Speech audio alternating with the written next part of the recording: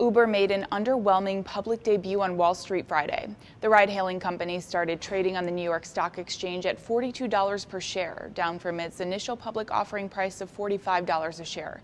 That values the company at around $77 billion. Even though the original IPO list price was at the lower end of what analysts had been predicting, it still makes Uber one of the biggest IPOs in history. It's worth noting that Uber's public transition comes during a tense time for the markets as investors react to new tariffs on Chinese goods. Uber's IPO also follows rival Lyft's listing on the Nasdaq in March, which has so far had a less than stellar reception.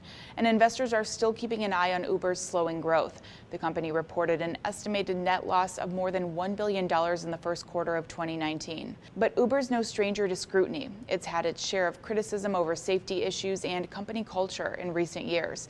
As Bloomberg points out, the question remains if there's enough investor demand to accommodate for an expected influx of Silicon Valley companies like Pinterest, Airbnb, and Slack. Experts have noted it's a good sign that the market isn't shunning public offerings. According to Bloomberg, there were more U.S. big tech public debuts in 2018 than in any other year since the 2008 financial crisis.